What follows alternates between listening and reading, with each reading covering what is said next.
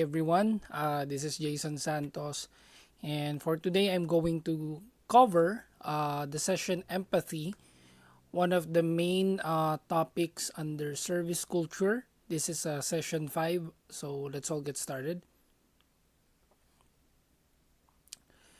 The objectives of this topic is to discuss how empathy is applied as a social media competency and why it is important, a very important skill for leaders, no, sa lahat ng mga nag-aspire na leaders, and basically for everyone, no, all students.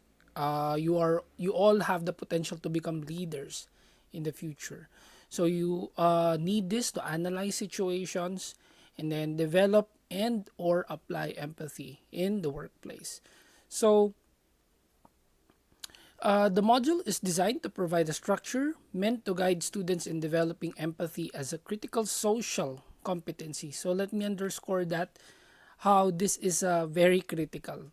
In fact, more critical than your hard skills or your technical skills. No, because technical skills can be learned, but empathy isn't very easy to learn.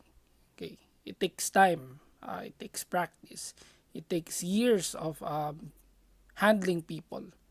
Okay, it is first of the two modules discussing social competence. And this is the first part. Okay, kasi empathy is a long topic. So first, in this discussion, we're just going to understand what is empathy all about. What is the definition? Paano ba siya ginagawa? Or are we even doing it? Are we even applying it? And then on the second part, which is going to be on my next video, is the technical part and how you could strategize using this in your workplace, particularly now where we are in a remote work setting. No? So first, let me define what empathy is all about. So empathy is a feeling that you understand and share another person's experience and emotions. This is the ability to share someone else's feelings. So, from the term itself, no, sharing another person's experience and emotions. Uh, it is our ability to understand them because meron na tayong shared experience with them, or meron tayong experience very similar to what they have had. That's the key. However, later on, we will clarify some portions of this. Paano if you are still lacking in experience, or you still haven't experienced something the other person is conveying, or yung pinararamdam ng isang tao? So we are going to understand that later on. And I'm supposed to show you a video. However, I don't want to be copyrighted in YouTube, so I replaced it with an image itself. So I placed an image here showing two individuals sharing the ideas, feelings, sentiments. Because that is what empathy is all about. Okay? So, sympathy is different from empathy. Oftentimes, these terms are being interchanged. Pinagpapalit-palit siya, no? Sometimes people mistake empathy for sympathy, vice versa. So when you say sympathy, it's feeling sorry, no? For that person. Like for example, namatayan. No? We say condolence, nakikisimpatya po kami, nakikiramay po kami. I sympathize with your feelings. Okay? But empathy is very different. No? Iba yung empathy. Just like what you're seeing in the picture. In sympathy, the other person is just saying, we're sorry to hear that, and then the other is feeling the sadness. But with empathy, right, the other person is feeling sadness, and you, as a person who is listening, okay, in a way understands or feel the same feeling. Uh, which is hindi ganun kadali, no? Like for example, somebody comes up to you and says or gives out or says out his or her problem and then starts crying. So what do you do? Ano bang gagawin mo? No? Um, if you are able to feel the person's feelings at that given time, you have a higher sense of empathy. No? Kasi kaya mong sabayan yung nararamdaman ng tao. Naiintindihan mo yung person. And again, it's not easy, right? Because oftentimes than not, and I'm sure most of you are, if somebody comes up to you telling their problems, saying their pain points, yeah, we just listen, we give advice, right? And later on, those are some of the things that we are going to clarify, and I'm going to show to you that those are not empathy skills, and those are the things that is not going to help the situation become alleviated, or it's not gonna alleviate the situation. So again, as a leader, it's very important for us to know what empathy is and be able to for us to be able to apply it. So empathy is a skill. Okay, it is the capacity to recognize, to an extent, share the feelings. Yung nabanggit natin kanina na you share what the other person is feeling that are being experienced by another person. It is the ability to place oneself in the shoe of another. No? This is commonly being used by people. Ginagamit nila palagi yan. No? To put yourself in the shoe of the others. It's easier said than done though. Madali siyang sabihin, pero mahirap siyang gawin. Seeing through someone else's eyes, it is a means of identifying with another person or group with whom we interact. Again, mahirap yan, ano? Para i-internalize at maramdaman mo yung nararamdaman ng isang tao. Makita mo kung paano niya nakikita yung mundo. It's not very easy. It's hard. It's a critical social skill. It's very important. I can't stress it enough. Empathy has great use in the area of conflict management. So apart from it being a skill, you need this in the workplace because you are going to diffuse conflict. It happens all the time. No? And when you become a leader, there will be times wherein your subordinates will have issues towards the other. So may times na mag-aaway-away yung mga employees mo, magkakaroon sila ng mga misunderstandings, magkakaroon sila ng issues with their coworkers, so on and so forth. And you as a leader, you need to be empathic, right? Hindi yung may kakampihan ka kagad na isang side, or hindi mo na kagad pakikinggan yung isang side. Why? Because friend mo yung isa, kapareho mo yung isa, meron kayong common group, no? You're being biased, right?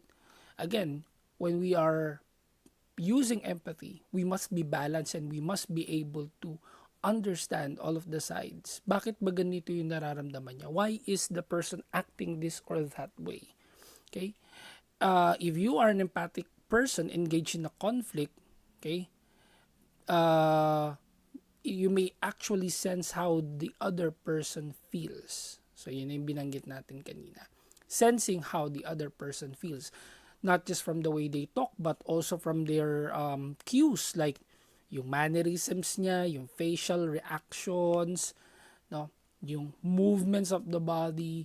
It's actually a psychological, it's an art, no, in the field of psychology, being able to understand people. And that's another topic on its own because again, what we're just trying to focus here is empathy. So, how I usually teach this in a face-to-face class or pag tinuturo ko siya sa students ko, there is an activity, no? So I ask them or I give them a scenario. What if your friend comes to you and then says, my mother died, umiyak, masama yung loob niya, umagulgol. So what is going to be your response? How would you respond to that? Okay, ano bang sasabihin mo? Anong gagawin mo? And I ask them for their responses and then I give them time to recite it. No? So, in our classroom, pinare-recite ko sila one by one. So, okay, if it's your turn, let's say, Mark, anong sasabihin mo? O Carl, ikaw, what are you going to say? And then, their responses would give me an idea what is their category, right? And what type of skills do they have when it comes to empathy. And most of the time, either may mga naiiyak na students, or well, maraming naiiyak na students. Marami din yung hindi nila alam how would they respond, or they are responding incorrectly. But again, I don't want to charge it to them. Kasi again, you can't, empathy is not an easy skill. It's hard unless you have been there. So, babalikan ko yung scenario. What if someone came to you grieving? Kasi he or she just lost someone. So, sinabi mo sa kanya, I understand how you're feeling. Yun yung generic response, di ba? Yun yung palagi nating sinasabi kapag may lumalapit sa atin, masama loob, malungkot, may problema. Naiintindihan kita, I understand you. Tapos what if that person tells you, no, you don't understand.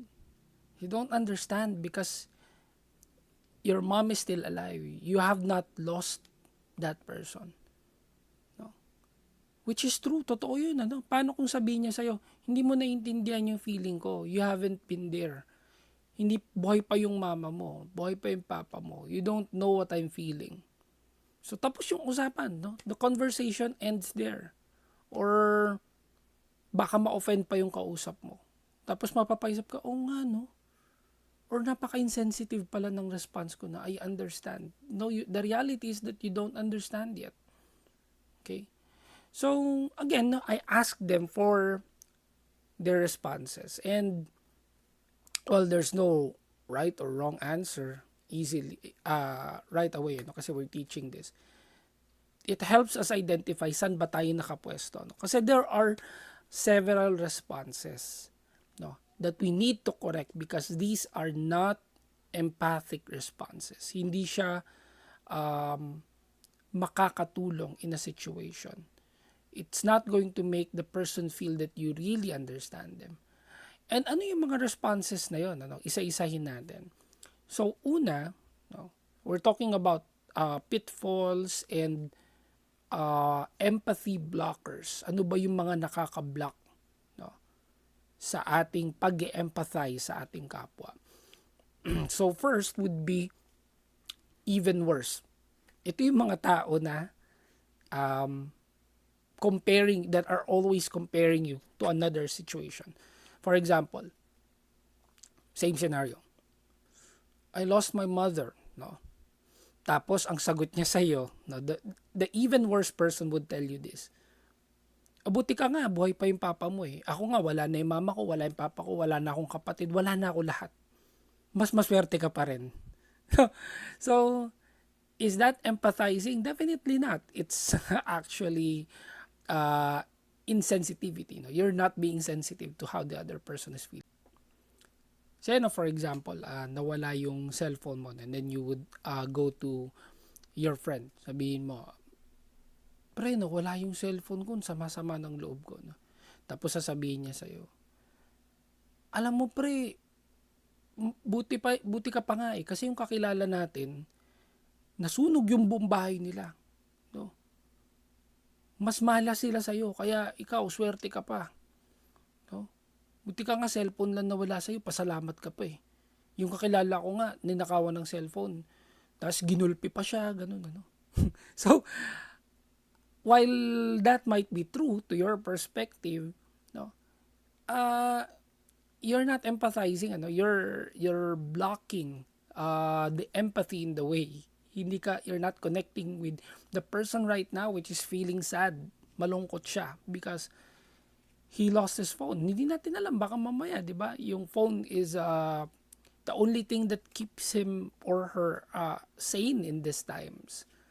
Yun lang yung nakakapagpasaya sa kanya. Yung games niya, yung talking to his or her loved ones, or wala siyang kakayahan na bumili kaagad or palitan yung cellphone.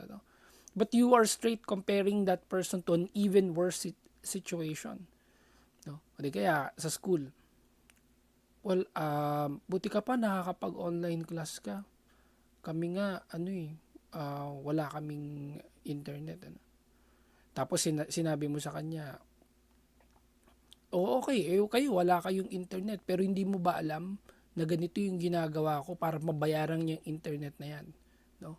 Binenta ko itong lahat ng mga bagay na to para mabayaran yung internet na yan. So, I'm in a worse situation than you are. Buti ka nga nakapag remote printed learning ka pa or nakapag modular ka pa no? So, that's not empathy, everyone, no, to all of those who are listening right now.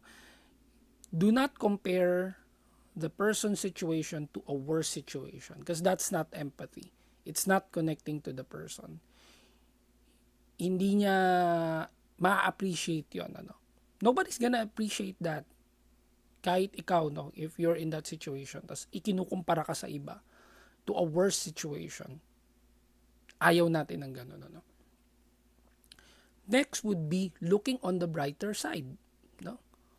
So, what is looking on the brighter side? No, example dito.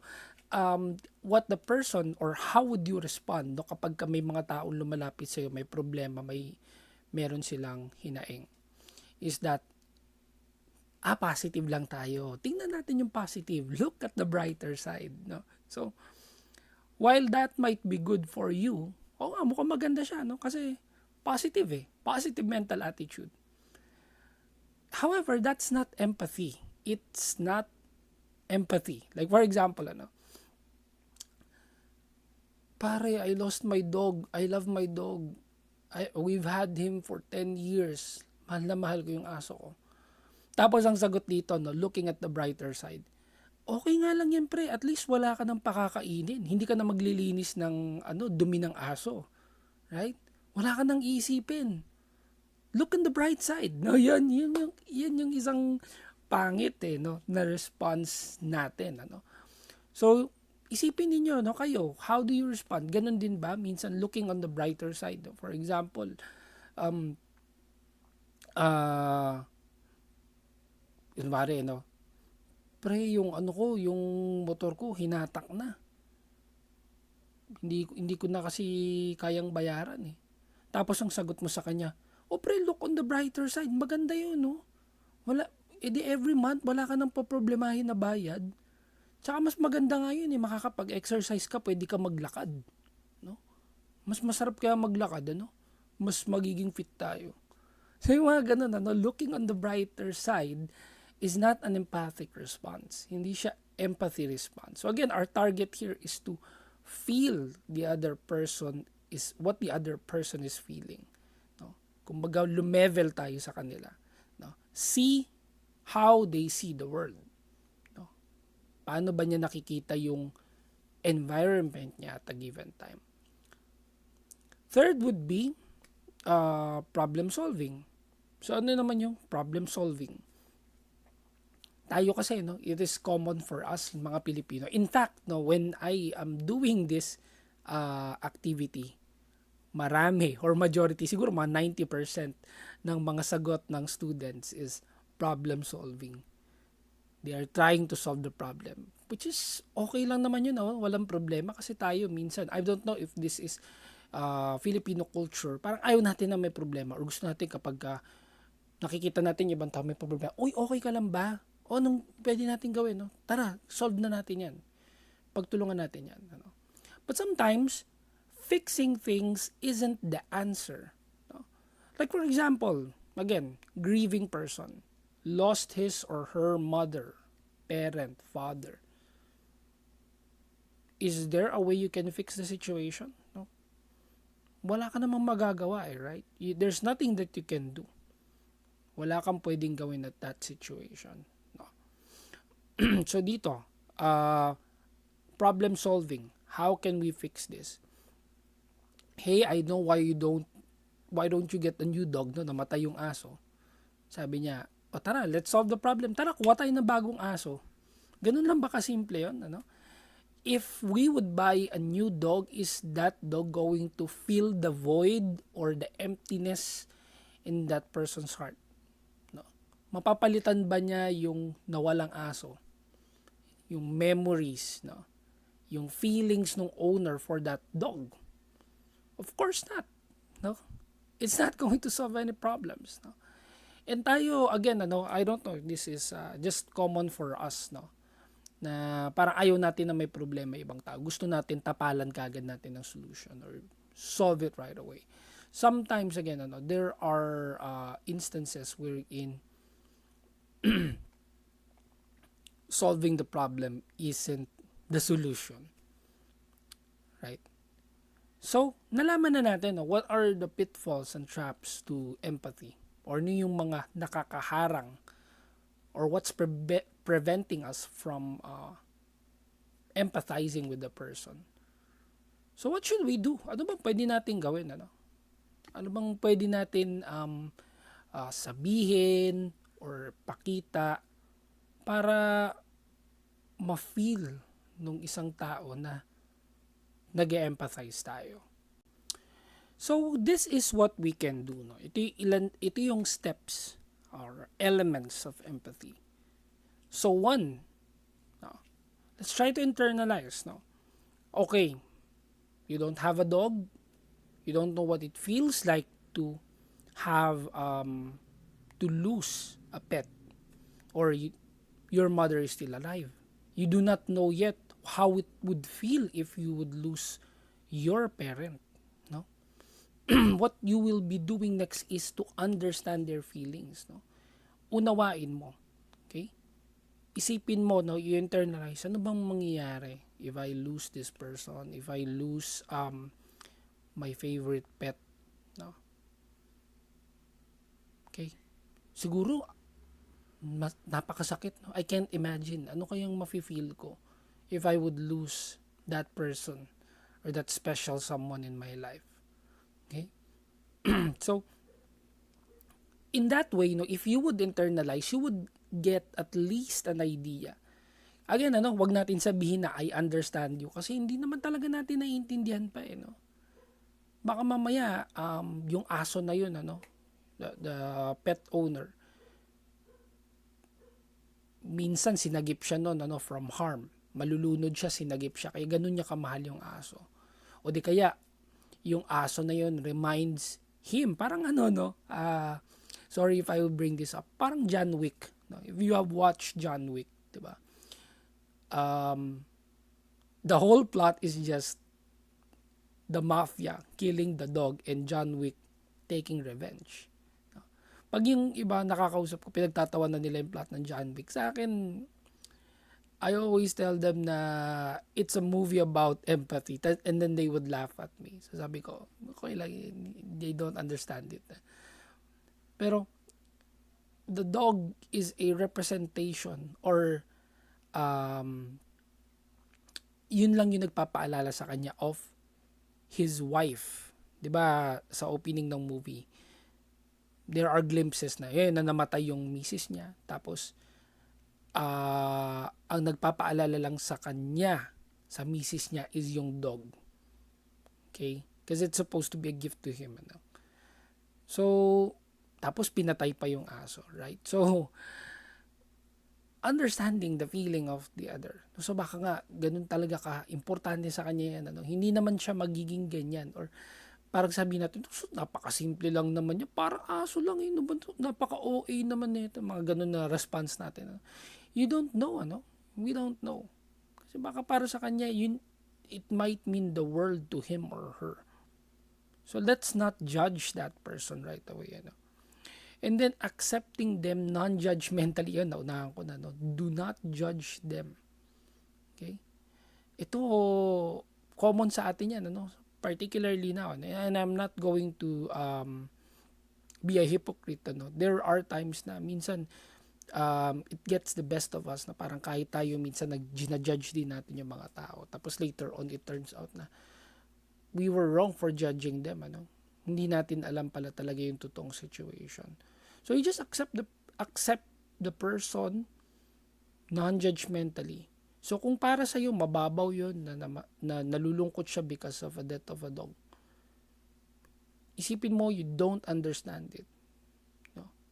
And do not judge. Okay? So, isipin mo siguro para sa kanya talaga, very important yung aso na yun. So, I'm just going to be here. So, what you would do last is to communicate understanding. Pakita mo sa kanya na nauunawaan mo siya. Show that person that you understand them. Paano po yun? Hindi ko pwede sabihin yung understanding. Okay? Or you can say, I know how it feels. Unless you have felt it, you have lost your parent or you have lost your dog. No? How would you communicate understanding? Communicate it physically. Like, you can hug the person, you can hold the hand of the person. No? Yun, walang salita yun, but it means a lot. No? Minsan yung hawakan mo lang yung kamay ng tao, yakapin mo lang siya, no? Cry with the person. It's already a communication in itself. Walang salita, pero it's a communication. Wala kang sinabi, pero pareho kayo nagkakaintindihan. At alam nung kabilang tao na naiintindihan mo siya. Okay? Kahit wala kang sinabi na salita. You're just there, you hug the person. No? So, yun yung elements of empathy. You listen, pakinggan mo siya, kung ano yung sabihin niya. Huwag mong sabihin na, mali ka kasi, dapat ganito yung gawin mo dyan. Ang solusyon dyan sa problema mo ay, or buti ka nga ganito ka pa tingnan mo siya, no? Ikumpara mo yung sarili mo dyan. You're better. Or look at the bright side, no? Hindi yun, no? Tanggalin mo lahat yon. Just listen, makinig ka lang, no? And then hold, no? Hold the person. Hawakan mo siya, no? Yakapin mo siya. If you understand, cry with the person. Do not judge. And what's the best thing you can say? You are not alone. Yun, napakagandang sabihin. You are not alone. Okay? Whatever it is that you're feeling right now, I'm just here. I'm just going to be here. I'm going to stay with you. Or I will do my best to stay with you until the wounds start to heal. So, yun. So, ganun ang empathy. No? And again, isang scenario pa lang yung binigay ko. You can apply this professionally. No? Paano pag sa workplace na? Hindi naman ganun mga kabigat na mga scenarios. No? But it still needs empathy. Kailangan mo pa rin siyang applyan ng empathy. Okay? So, that would be our discussion next time. Ano? How are you going to apply it in a professional setting? Like, on the job. Paano ba siya gagawin? Okay? So, there, I hope you have understand something from this discussion. And for more videos like this, please check out my playlists in YouTube.